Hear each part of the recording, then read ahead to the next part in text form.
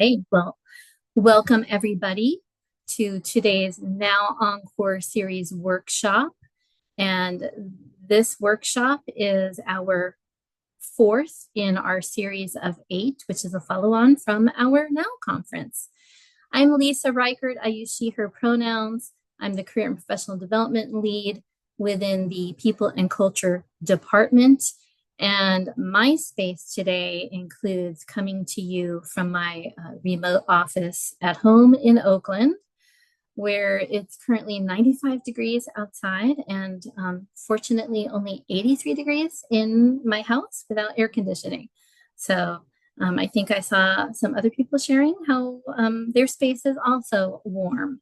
So I hope you have a fan going, something to keep hydrated, and that you can make yourself comfortable for a really fun workshop today as we talk about space.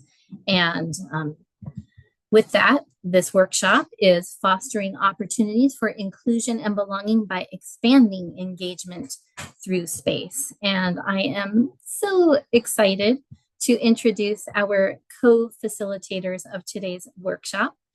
Chelsea Buffington, PhD, has 20 years of experience in public and private higher education, including roles with student affairs, academic affairs, facilities, and development. She has overseen construction and systems-focused projects. Her roles include Assistant Dean of Students and Director of Project Management and Student Unions, Cultural Centers, International Programs, Career Development, and Student Leadership. Chelsea has served on committees for issues including student retention, emergency response, and compliance. She is actively committed to improving campus spaces as part of creating senses of belonging among students, staff, faculty, alumni, and the community, and has presented on these topics at the national level. Phaedra Gauci, MA, has 18 years of public and private higher ed experience. She has held roles in academia, student affairs, auxiliaries, as well as academic museums and archives, overseeing catalog management, conservation, and disaster relief projects. Her roles include Director of Auxiliaries, Director of Facilities and Health and Safety, Resident Services Manager, Archival Manager, and Adjunct Professor. She has served on many committees, including Student Retention, Presidential Budget Advisory, Chancellor's Advisory Committee on Disability Access and Planning, Emergency Response and Compliance, and Diversity and Inclusion. Phaedra is deeply committed to improving interdisciplinary and cross-sectional connection and access. Please join me in welcoming Chelsea and Phaedra, and I will turn it over to both of you. Thank you so much. Welcome, everybody. We're really deeply grateful that you were willing to spend some time with us on this workshop series. And with that, let's begin. Participants will consider individual, team, departmental, and divisional contexts around the concept of space, explore theoretical frameworks regarding space, and related to belongingness within your specific context. Consider the feasibility of implementing new ideas for space and ways to increase belonging. We've said the word space a billion times already, so let's talk about what that really means. So what do we mean by space? Space is ever changing and more than just a physical location. It embodies community and can be intentionally created. This graphic here talks about a few different spaces: physical spaces, virtual spaces, and mystery space, which we'll get into a little bit deeper in our theoretical frameworks. All of these obviously connect with community. And what we hope is through this workshop, I guess we'll call it, it's not just a presentation. We do hope it will be a bit of back and forth where you do some sharing as well. We'll talk about what other spaces come to mind, because our general attitude here is that space is really can be anything. So we don't want to specifically define it, but we do want to make sure that we're thinking broadly about it. And we're not just thinking about it as one simple physical location, but rather as something that is broader. The pandemic disrupted our sense of space and community, turning work into a survivor mode rather than a place of belonging. Reclaiming space involves creating environments where we and our colleagues feel senses of belonging and comfort. Um, as as I work with teams post the start of the pandemic, I have commonly found that people's senses of security and safety have dramatically changed, and it has become critical for individuals' needs in this area to help foster trust and access to space. So this presentation explores space and belonging, and specifically we reference Marco Antonsich idea of home as a place of familiarity and security. What we'll discuss today is how UC Berkeley can foster inclusive home spaces, and we'll provide some tools for you all to enhance inclusion and belonging within your teams and the broader campus community. This applies to all of our teams, including on-site, hybrid, and remote. I noticed that as you were all sort of telling us a little bit about where you're coming from today, that we have some people that are on campus, some people that are in various parts of the Bay Area. I haven't really noticed anyone beyond that, but I might have just missed it. So certainly we have a variety of people today, and we want to make sure that what we're talking about applies to all of you, and it also applies to your teams, your departments, your divisions, and the greater institution. In addition to providing a theoretical framework for how we think about space, we're going to really delve in at the end or towards the end to how you can think about your contexts and actually share them with each other. And we'll have two different options. You can either get into some small groups, or we can stay in the larger group and do more of a group share or do a combination thereof. So that will kind of happen as we go through this presentation. So I think we need to talk about how we encounter space, right? How we encounter that space dictates how we feel, how we connect, and how we create community. Leland Kaiser, in his analysis of Uri Bronfenbritter's campus ecology theory, stated, "Space is active and evocative, calls forth a response from consciousness. Potentials of consciousness are realized through opportunities and demands of spaces. A campus specifically can be designed to evoke nominal potentials and translate them into phenomenal realities or growth." We often talk about that a lot with UC Berkeley, right? We are creating phenomenal realities for our students, but we're also doing that for ourselves. When we recognize the fluid nature of campus spaces and their potential for creating senses of belongingness, we set a foundation for critical consideration of how we build and foster those spaces. We provide opportunities for growth. We're challenged to realize that a space can be physical, virtual, metaphysical. We feel, we see, and we have memories of space that affect how we engage and interact with our varying communities. So often the term campus, we think, okay, that implies a physical location. But it's really more than that. The campus is our connections to one another. It's also our connections to others within the larger UCB community, including through such avenues as social media engagement.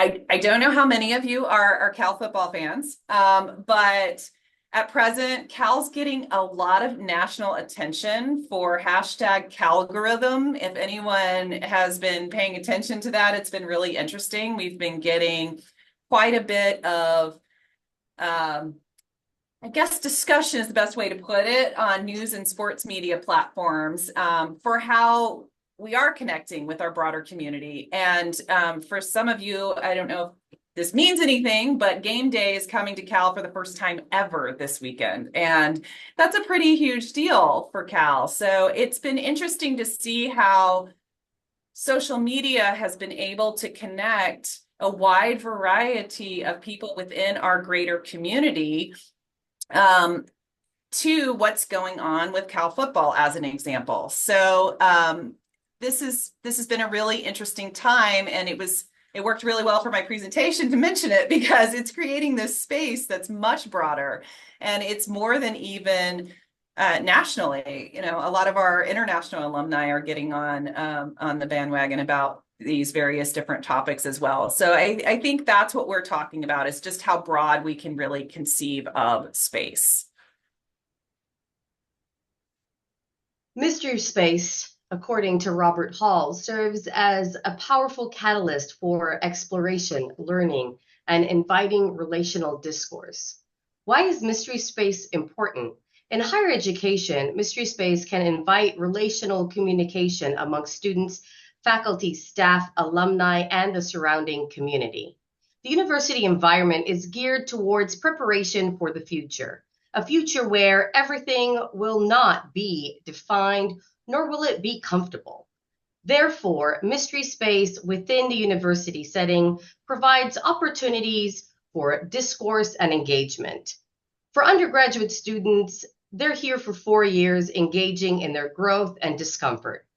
As staff and faculty, we are regularly thrusted into a new wave of discussion that takes us out of our comfort zone and helps us create new frameworks. Like the students we are supporting, there is a mutual societal future growth. We do all of this in both a physical and metaphysical mystery space. Mystery space is an important concept, as it is not predetermined nor predestined. We do not need to define every space. There can and should be flexibility. Mystery spaces allow for growth. They are not attached to a physical location, but rather are a space that's safe where growth can occur. So how do we create mystery space? And I know for many people, when we start talking about mystery spaces, they're like, well, what's so mysterious about it? And I think the mystery is you never know what it's going to be. So we can create mystery spaces within our specific context, right? We can create a team meeting or an activity where each team member really feels safe to bring their authentic self, and we don't know where that's going to go. In these instances, community can be developed, honed, and utilized.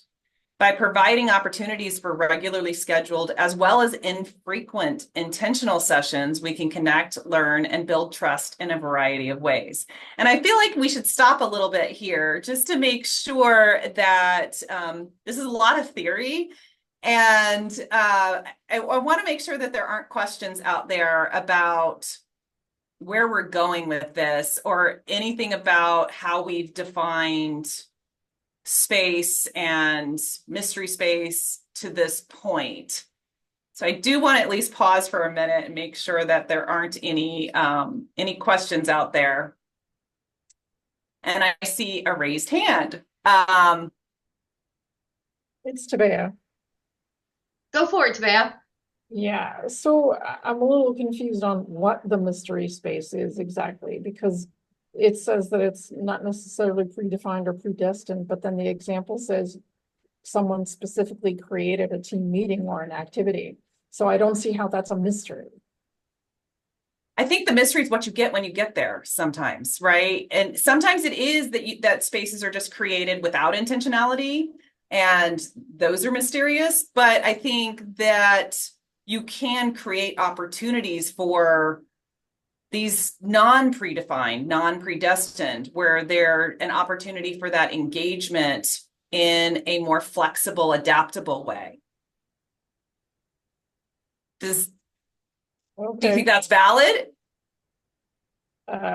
It's not that it's not valid. I'm not sure I'm seeing the mystery part of it, but that's okay. It's in the flexibility of it. It sounds like you're saying the end result is the mystery space, almost. Like it is, and it's also in the flexibility of it, right? So like mystery space is, so it's the concept of being able to have an end result that's not attached to a physical location or a specific action, right? But creating a space of belonging without it necessarily being attached to a physical space specifically or a specific location. So you can create spaces of belonging without having a specific attachment to a physical location, a specific theory, or a specific action, but taking the chance and engaging in those things to create a final outcome. Okay. Yeah, So you don't it's know a the very outcome fluid going in. concept. Exactly. Right. So it's taking chances and risk. It's YOLO life, to bring it into modern terms.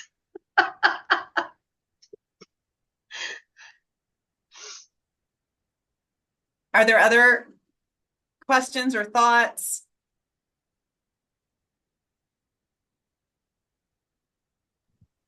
I don't see any in the chat yet, Okay. but if anyone has questions or comments, please feel free to put them in the chat or raise your hand or unmute yourself.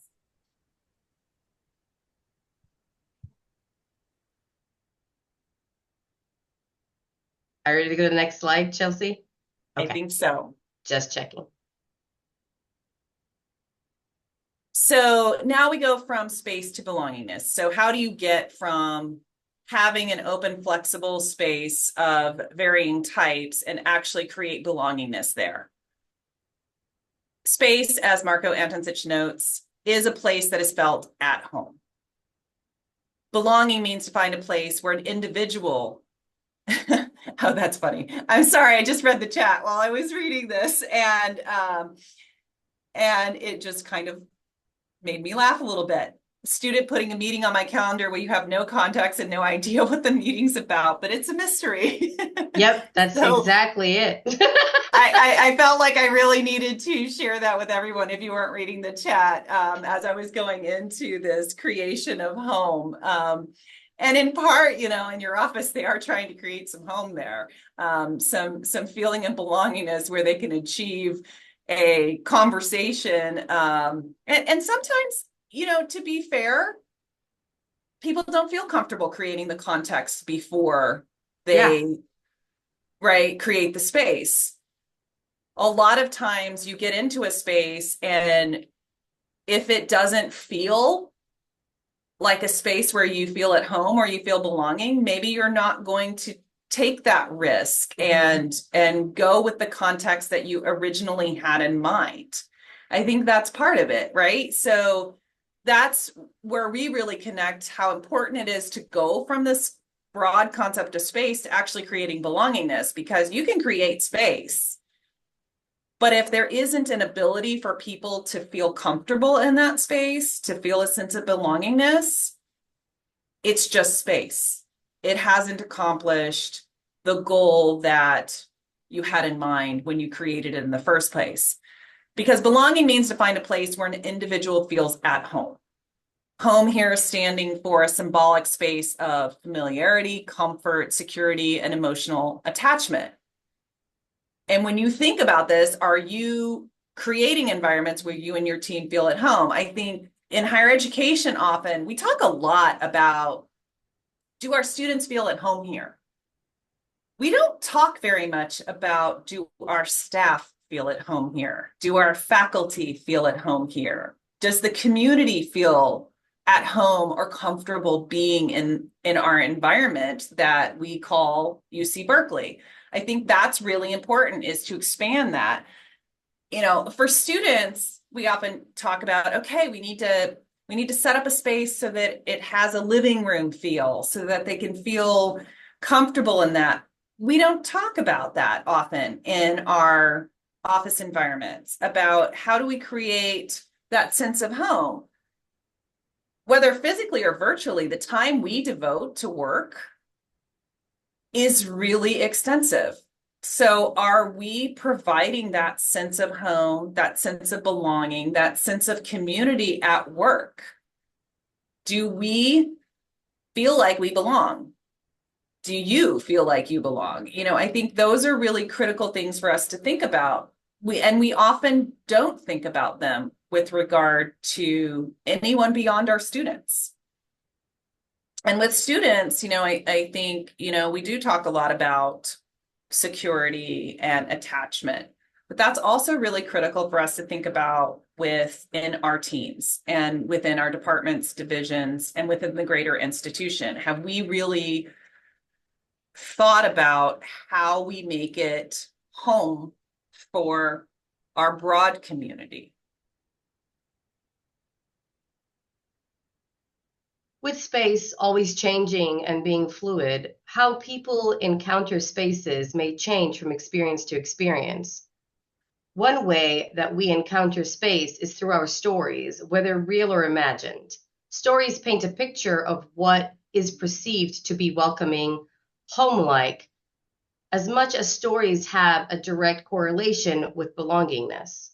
Do we provide opportunities for ourselves and our teams to authentically and safely share and create their and our stories in our teams, departments, and divisions? Personally, I have found that authenticity and care are critical to creating safe spaces for belonging. These components allowed people to exhale, share parts of themselves and their narratives.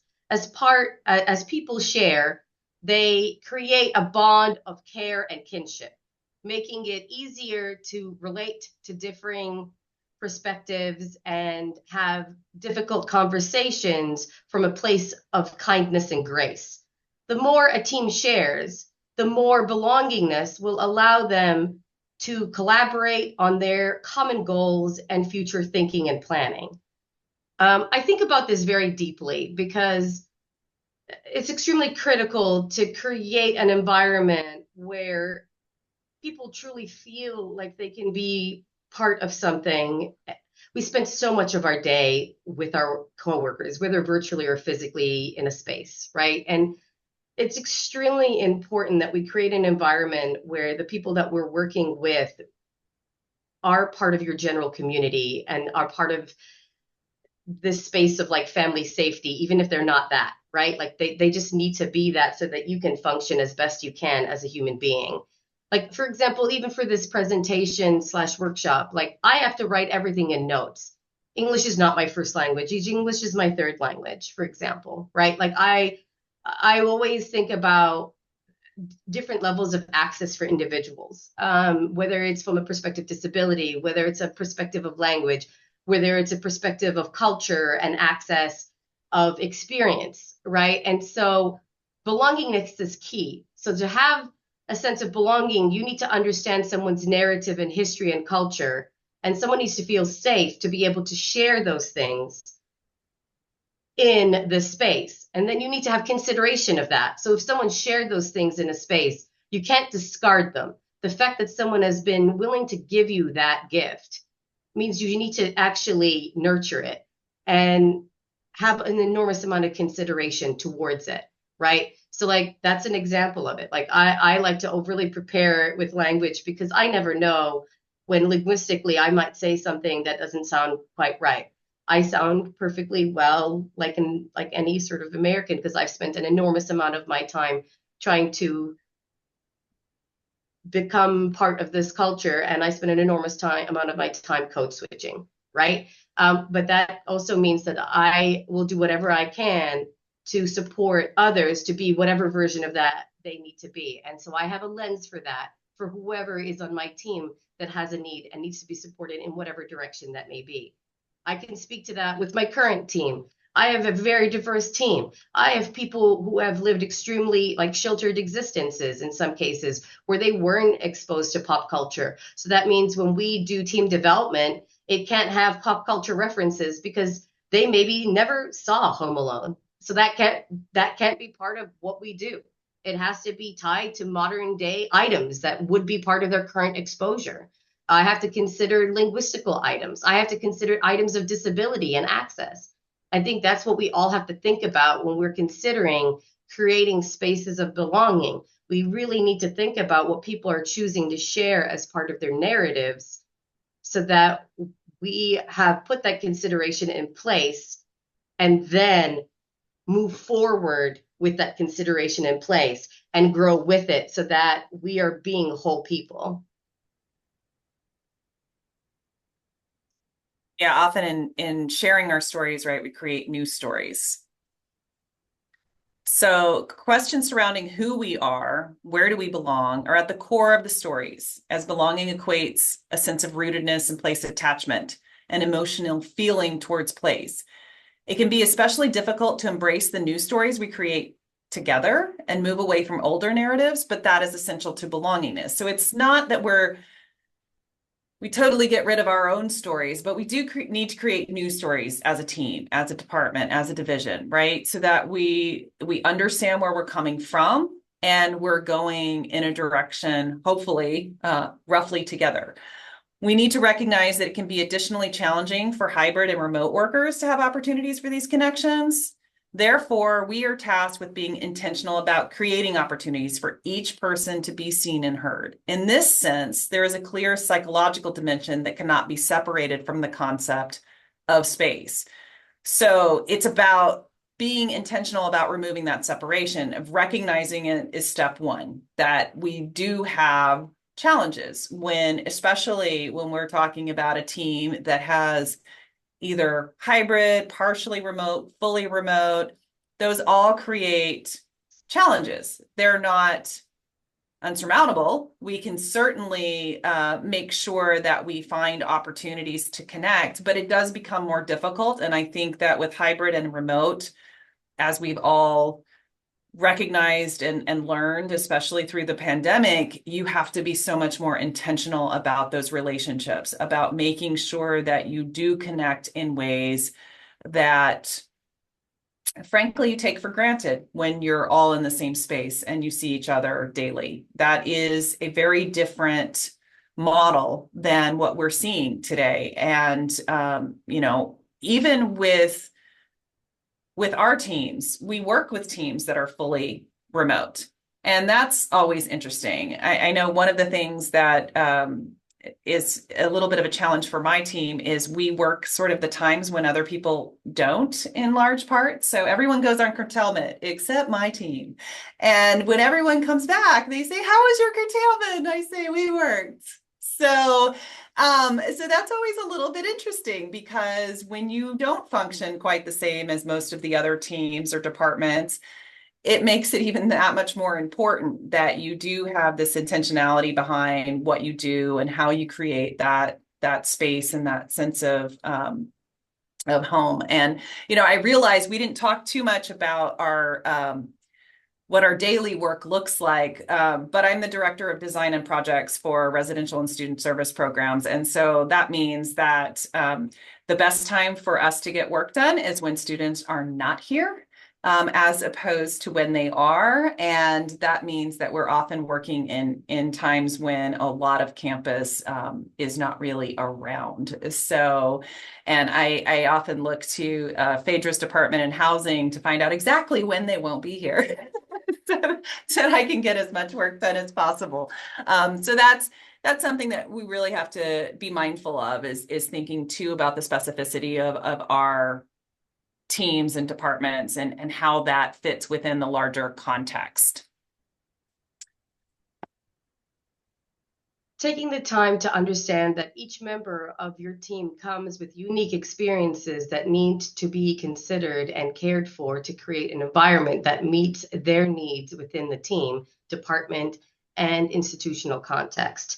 It is imperative to create opportunities for welcoming and belongingness. A key way to do this is through team building. Team building must be intentional and occur at regular intervals. Team building can be done in so many wonderful and magical ways. You can do it virtually, you can do it in person, you can do a hybrid version of it. There's really honestly no excuse around that. But what's key to it is an enormous amount of intentionality. And yeah, I cannot speak to that enough. And so, for example, you have to check in with your teams regularly around it. Just because something worked in the past doesn't mean it's going to work again.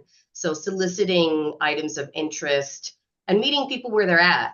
Sometimes you'll designate a specific time, say you do it quarterly, you'll designate that as your set time and you say, okay, it's always after hours. It'll always be on a Wednesday, and that makes the most sense. But things will shift. Somebody will develop a health issue. Somebody may lose their childcare. Somebody may need to suddenly start taking care of an elderly parent, right? And that will have an impact on that individual. And they may not feel comfortable necessarily always sharing that level of impact and impacting their team, right? Like they don't want to be the person that breaks the fun, right? And so having regular intervals where you're actually checking in around team building, its purpose, why we do it, what we need to be doing right now, what's been working, what doesn't is key.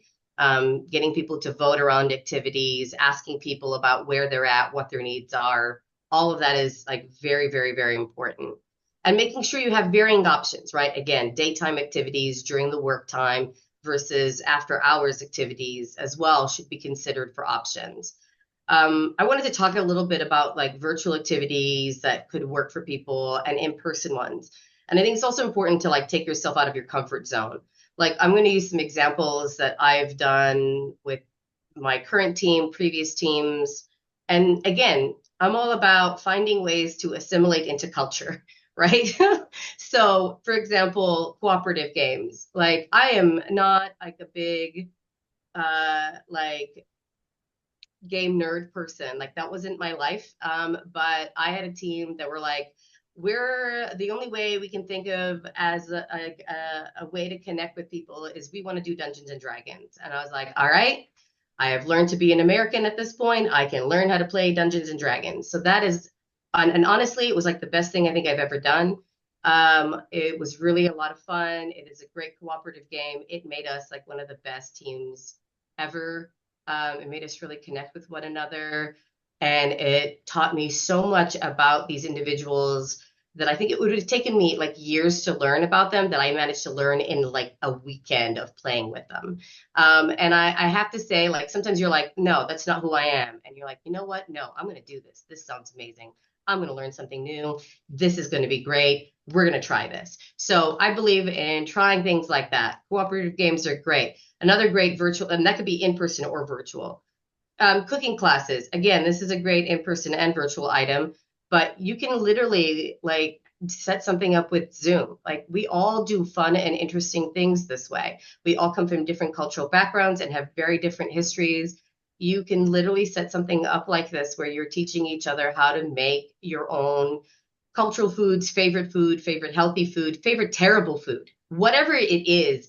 You know, you can make it a theme and make it really fun. Maybe it's just favorite comfort foods because that's where you all are at, right? And after that, you can even make it really fun and have a family member taste the food that these individuals made and do a rating around it, right? Because you want that person to be really honest about how terribly that went or how well that went, right? Leaning into like learning sessions. Again, learning sessions can be about the work at hand, and about, you know, general growth and improvement in the work that we're doing, but they can also be about fun things that will help us in our mutual growth as people, right? So again, the cooking classes concept can be one of them. It could be around a craft. It could be around an art item. It could be around anything. Personality tests. Personality tests get a lot of flack. There's good and bad with all of this. It's super complex. There's some amazing podcasts about the good and bad and ugly about a personality test. You can deep dive that and have fun with it. But there is value in doing these types of things as teams because you do learn an awful lot through them, through about like communication styles, about what motivates individuals, about introversion versus extroversion, downtime versus non-downtime, and what people need. They are very helpful and it can give you a barometer of where your team is at. Other sort of more in-person type things are meal share. Meal share can be very formal or informal, whether it's lunchtime sharing, or if you've got foodies who like to plan big dining experiences, you can do it around that. Scavenger hunts are a great concept. Again, I'm all about access around this too. Like maybe you have people who have the ability to do physical activities, but maybe you don't. There's still different ways to do scavenger hunts that are both meeting all of those fronts. But if you have people that are mostly working at stations, at computers, in offices, and not doing physical activities, getting a group of individuals to go outside, get some air, and do something together is huge. Getting them to do it around, say, the institution itself, right? Like, let's learn about Berkeley, let's do something here, is huge because it really makes them get more engaged with the space, but just more engaged with each other. Physical activity really changes how a group of individuals interact with one another.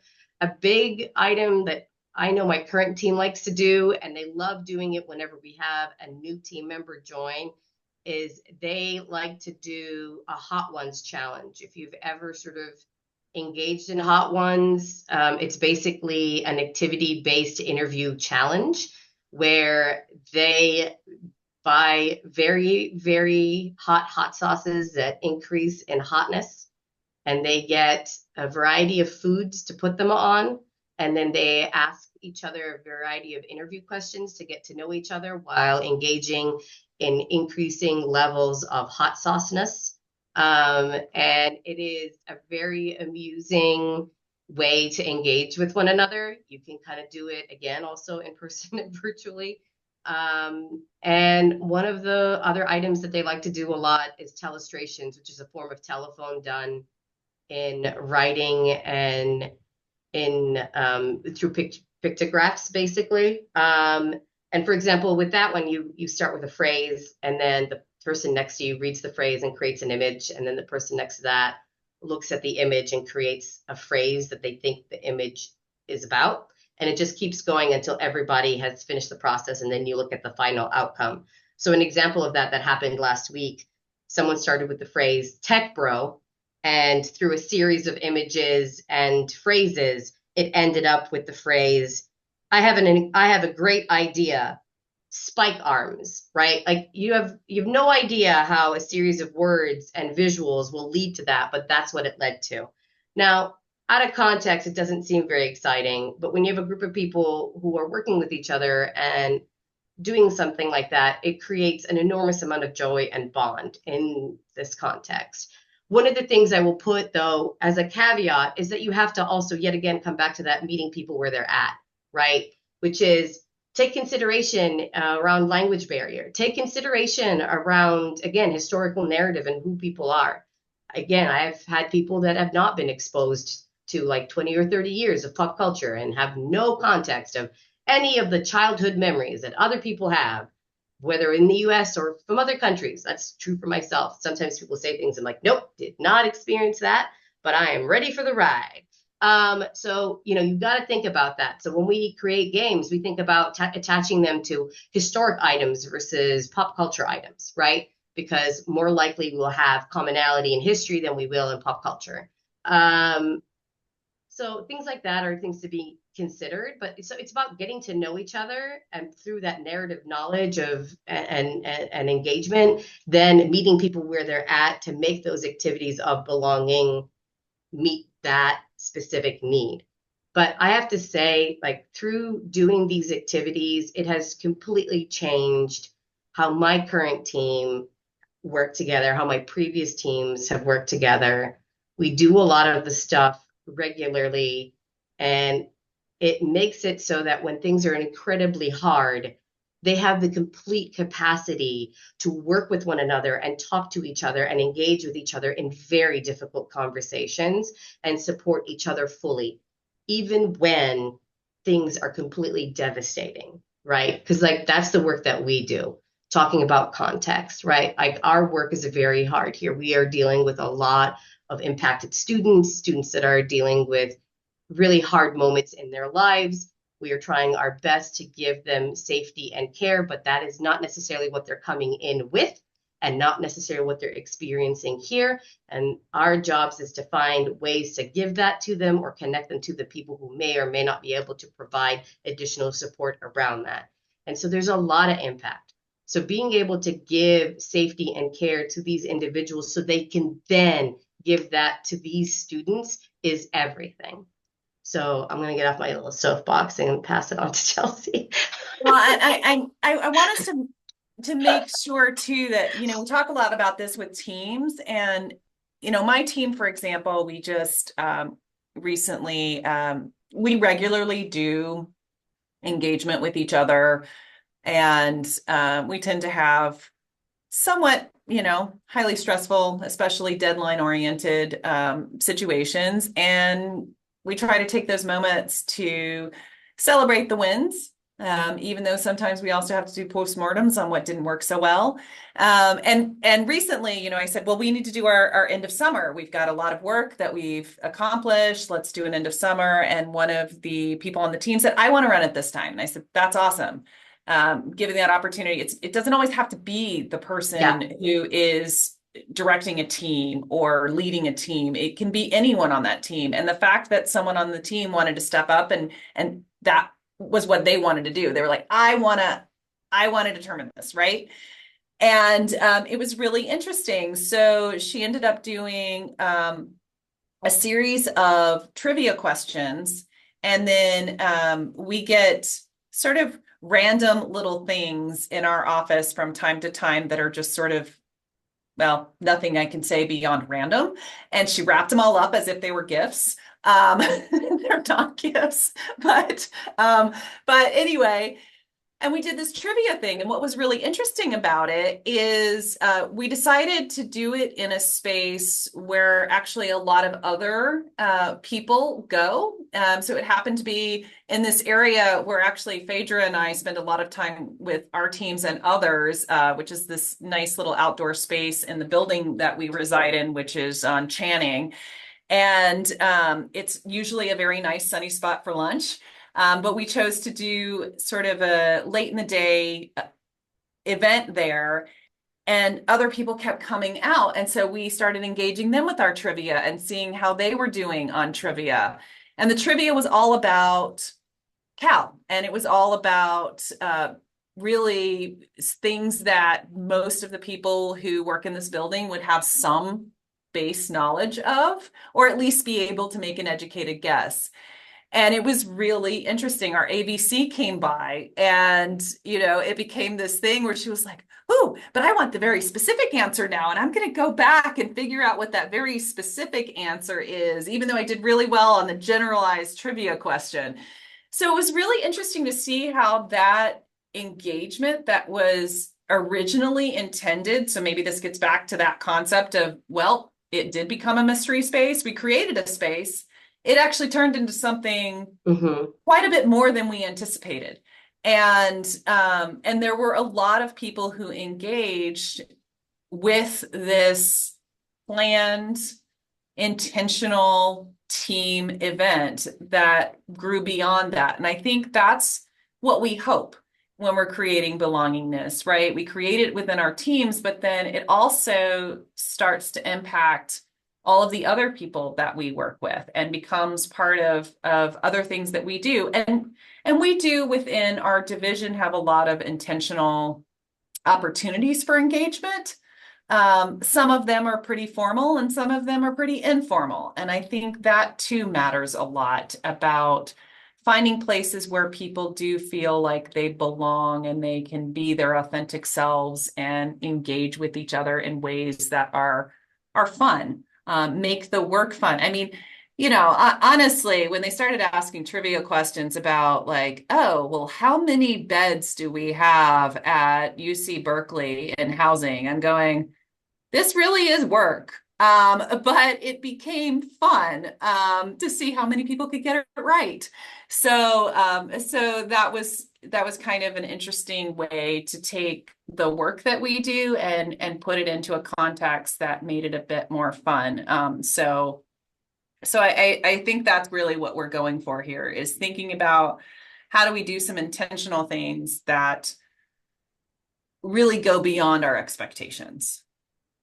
Sometimes they don't meet our expectations, but oftentimes they go beyond. So there's always going to be a little bit of both. And one of the other things that I've used in previous positions and to some extent in my current role is this concept of an ethos, creating it through a shared vision amongst a team. So having everyone contribute to that.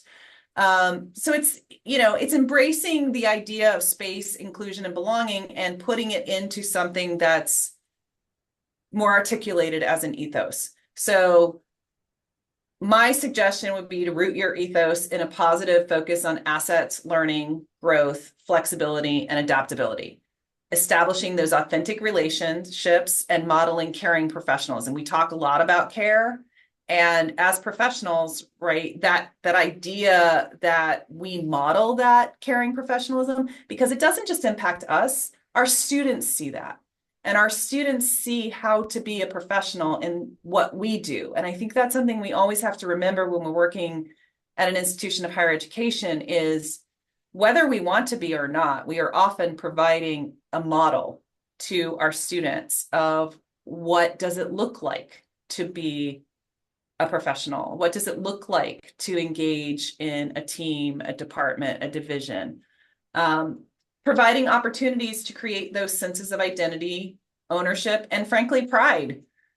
You know, I think a lot of us, we spend so much time with our team and we have a lot of pride in our teams, and at least we hope we do. And if we don't, how can we change that? How can we get to a point where we do feel not only a sense of ownership, but we really feel good about the work that we're doing together, valuing community and empathy, and doing all of these things in a way to make further progress in creating these inclusive spaces of belongingness. And now it's your turn. So this is a time for sharing. And if you're not a big share, it's okay. We have like options. So how can you consider spaces within your departmental narrative? How do you currently cultivate belongingness? Move into Zoom groups of 3 to 5 people, or you can stay in the larger group to discuss. Share your context with each other, discuss the feasibility of increasing your approach to spaces, and share some ideas for further cultivating belongingness. I'm going to let Lisa now take over because she's going to do this magic thing where she makes it possible. Okay, so I'm going to move us into breakout rooms. We'll have anywhere from 3 to 5 people. I did put the discussion prompt of what to, first just contemplate on your own and then what to discuss with your group. And we will have 6 minutes in the group. And as Chelsea and Phaedra mentioned, it's optional. If you don't want to go into a breakout room, you can stay here and hang out in the main room, and I'll pause the recording if you'd like to share and ask questions here. But, if you'd like to go into a space and have a smaller group conversation and share your concepts of space, here's your opportunity. So let me go ahead and do that. And then again, you'll have 6 minutes in total, and I will give you a 1-minute warning, and then that'll bring those who went into the breakout room back into our main room. Here we go. And if I see that somebody is in a room where no one else has joined after a moment, or after about 30 seconds, I will move that person into a room where people have joined. So please just plan for that. You might be taken from a room and put into another room. And so if somebody comes into a room where you've started that discussion, please welcome them into that space. Here we go.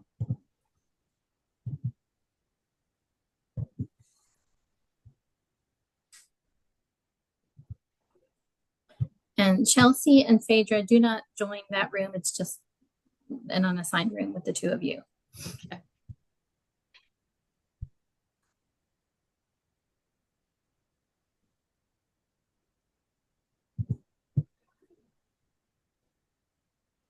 Okay, no?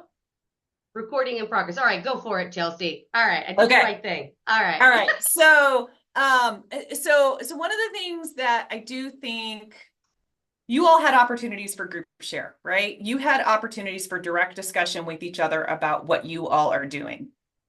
I hope you also, at least kind of remember who was in your group so you could reach out afterwards. Since we're all at UC Berkeley, it shouldn't be too hard, I hope, to find each other. But that's a huge part in figuring out what you're doing well in this vein and what you're not, and what potential opportunities are out there for for your own team, but also going broader and thinking through how you connect beyond your teams, or even within smaller portions of your teams. Maybe you can't accomplish your whole team, but maybe you can accomplish a little portion, and it does become a little bit grassroots. And people start seeing, oh, well, that's really fun and that's really interesting, and I want to be a part of that. I think that oftentimes that's how these things happen, and that's why they're so organic, and why we also used that concept of mystery space, because you kind of don't know what you're going to get sometimes. And that sometimes is the most fun. But, you know, I want to make sure that there are these things you're thinking about. Like, we often create things that work out really, really well. We mentioned this earlier, and they are great for a period of time. And then perhaps there needs to be a change, right? Are you paying attention to when that change needs to happen? Are you sort of seeing the responses from people? Maybe you all were doing a group activity and it was great, and then all of a sudden, maybe it's not so great anymore. That's okay. It served its purpose, and now it's time to pivot and find something new. And so we want to make sure you are considering those in different ways. So you can look at it from the space usage. So like, maybe you create the space for people and there used to be 10 people there and now there's 2, or maybe there used to be 2 and now there's 10. That tells you something, right? It tells you whether or not you've got some engagement going on.